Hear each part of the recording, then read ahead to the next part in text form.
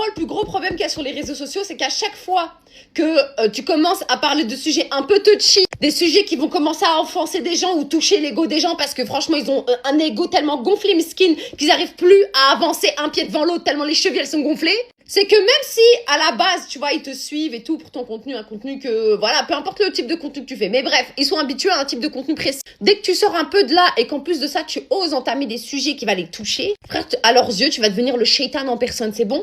Ça va te sortir des grands. Moi, je préférais quand tu parlais que des hommes. Je m'en bats les couilles, en fait. Qu'est-ce que vous avez pas compris? Qu'est-ce que vous avez pas compris? Franchement, ça me fume de rire à quel point sur les réseaux sociaux, les gens, les viewers, les gens qui te regardent, ils ont vraiment comme impression que tu leur dois littéralement tout. Alors que je suis désolée, il y a que c'est mon compte, il y a que c'est mon contenu, il y a que c'est mes vidéos. Et Wonder Librit, je fais ce que je veux en fait.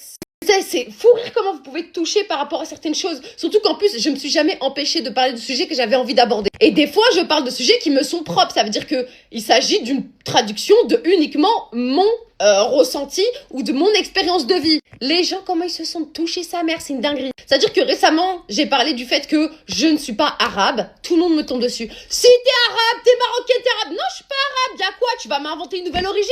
Pareil pour les problèmes de consanguinité qui peut exister au sein de certaines familles. Et ce n'est pas des choses qui sont purement rattachées à une seule culture. Je tiens à vous rappeler qu'il n'existe pas plus consanguin que les familles royales européennes. Mais dans ma famille, il s'avère que oui, il y a eu plusieurs fois de la consanguinité entre des branches cousines, deuxième ou troisième degré, qui, à force de génération de ce genre de mariage, ont fini par causer des maladies. Ça me sort quoi?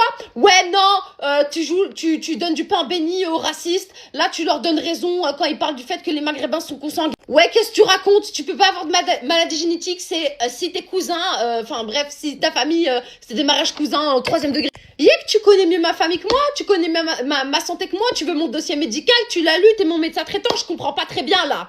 À chaque fois que tu commences à parler de sujets sensibles et que les gens se sentent touchés, faut voir comment ça va te mêler, hein. Mais moi, c'est justement là que je sais que j'ai raison de pas fermer ma bouca. C'est justement là que je sais que je dois continuer à hell ma bouche sur les sujets.